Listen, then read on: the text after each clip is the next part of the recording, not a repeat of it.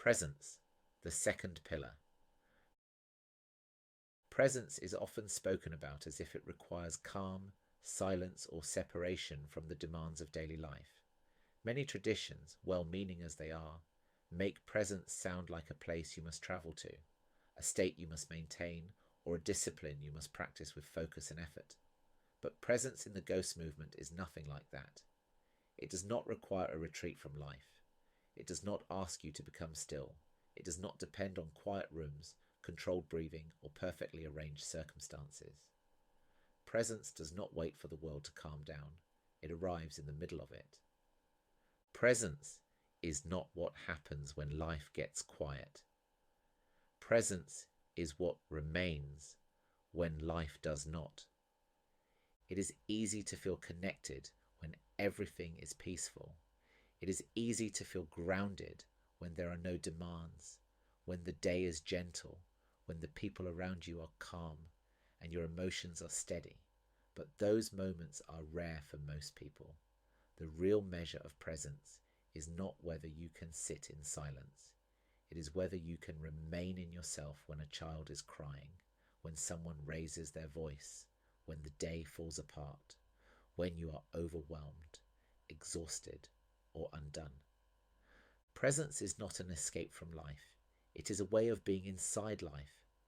If memory is what you carry, presence is the way you meet it. Not by solving it, not by overcoming it, simply by staying with what is already here. Presence is the willingness to remain with the moment without abandoning yourself. When I say presence happens in chaos, I do not mean chaos is desirable or necessary.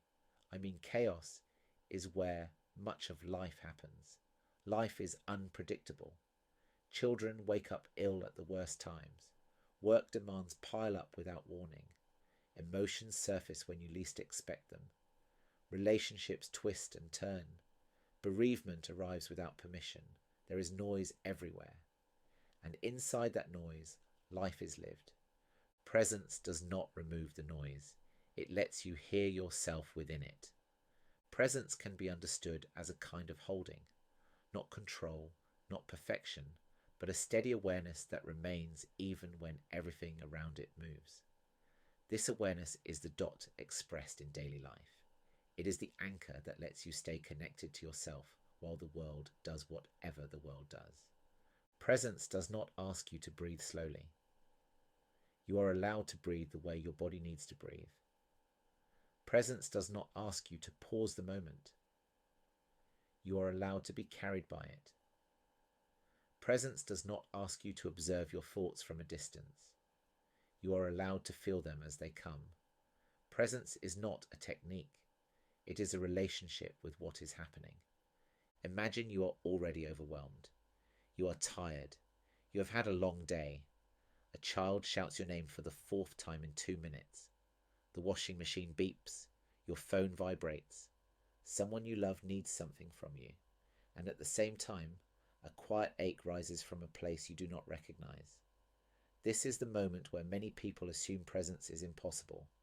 But this is the exact moment in which presence does its real work. Presence is not the absence of chaos. Presence is what stays when chaos is unavoidable. It is the part of you that does not disappear when you feel stretched. It is the part of you that can still feel the weight of your own feet on the floor. It is the part of you that can acknowledge frustration without burying it. It is the part of you that can feel heat in the chest without believing you are doing something wrong. It is the part of you that can say inwardly, "This is a lot," and remain human inside it. Presence allows the truth of the moment to be felt without needing to fix it. When someone irritates you, presence lets you notice irritation without being consumed by it. When a child cries, presence lets you meet the sound without collapsing into impatience or guilt. When the body tightens, presence lets you recognize tension without turning it into a story about failure. When a difficult memory rises, presence lets you stand beside it without drowning. Presence is not a skill you develop. It is something you allow.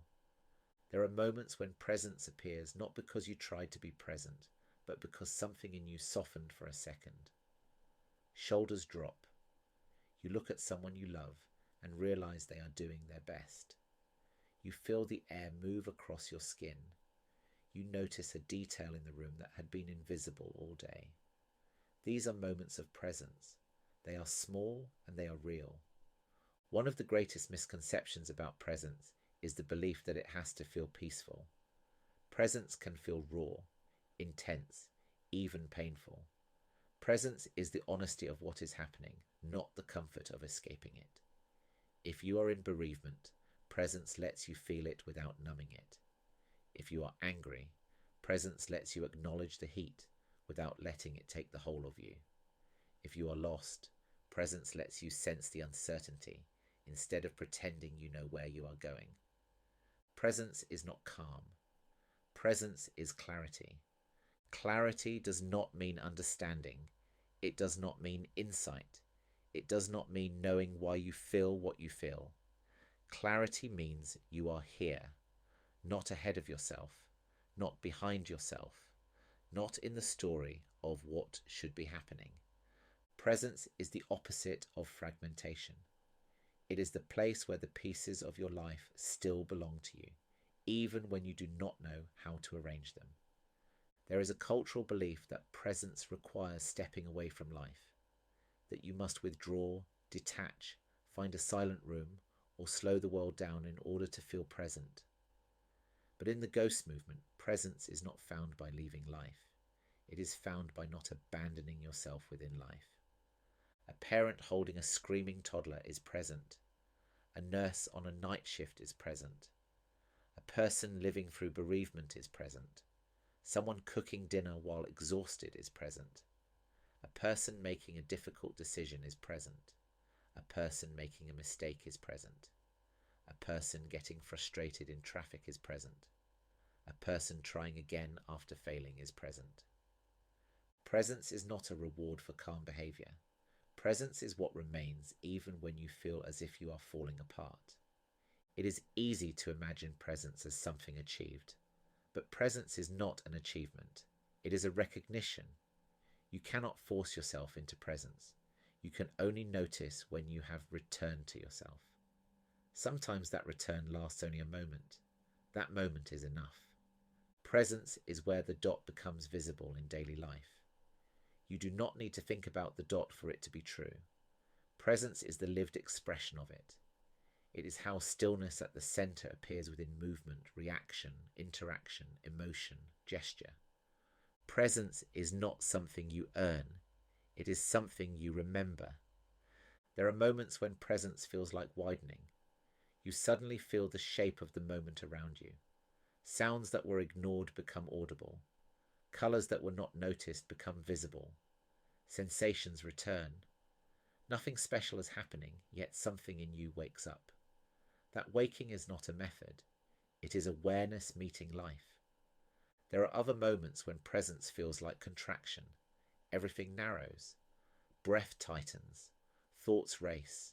Pressure builds in the body. These moments are just as real. Presence does not require expansion. Contraction is not failure. Presence is simply the part of you that can stay with contraction instead of fleeing from it. Presence is neutrality without indifference, softness without passivity, honesty without collapse. One of the quiet truths of presence is that it reveals what you have been holding. When running stops, even briefly, memory rises, not as story, but as sensation, emotion, tension, longing. Presence makes memory visible, not to overwhelm you, but to show what is already shaping you. This is why presence can feel uncomfortable. It brings forward what has been waiting. It lets you see what you have been carrying. Discomfort is not a sign of doing presence incorrectly. It is often a sign that presence is real. If memory is the field of lived experience, presence is the moment of meeting. Presence does not erase memory. It recognizes it. And through that recognition, something softens. Not because memory disappears, but because fighting it begins to ease. Presence is companionship.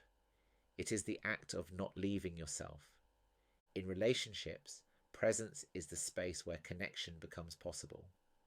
People often imagine connection happens through insight or perfect communication, but connection happens through presence. When someone is present, it is felt instantly. They are not caught in their own internal noise. They are not holding a fixed version of you in their head. They are here. They can hear the tremor beneath your words. They can sense what you are not saying. They may recognize your memory even if you never speak of it. Presence does not fix relationships. It reveals them. It shows what is alive and what is not. It shows what is true and what is avoided. It shows where love moves freely and where it gets caught. Presence is not a technique for becoming a better person. It is not a path to improvement. It is not a spiritual achievement. Presence is simply the acknowledgement that life is lived now, not in an ideal future, not in an imagined past. When you stop trying to be present, presence often finds you. It arrives in the space after exhaustion. It arrives in the pause after a difficult conversation. It arrives in the quiet between thoughts. It arrives when you stand at the sink and feel the temperature of the water. It arrives when you look at someone you love and see them, not as who they have been or who you hope they will become, but as they are. Presence is not silence. It is not stillness. Presence is truth. Truth is often messy. Truth is interrupted. Truth arrives in the middle of an ordinary day. Truth is a child calling from the other room. Truth is a memory surfacing without warning. Truth is the moment you realize you are more tired than you admitted. Truth is a wave of affection that catches you off guard. The more truth is allowed, the more presence reveals itself. Presence is not the opposite of distraction. Distracting yourself does not mean presence is lost. It means life is unfolding. Presence is not concerned with whether attention drifts.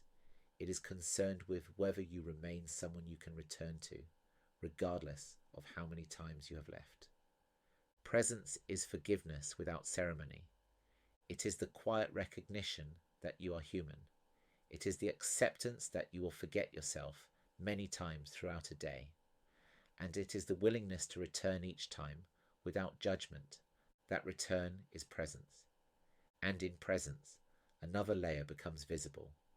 The way experience is shaped by contrast. The way warmth and depth arrive together. The way light and dark reveal the outline of a life.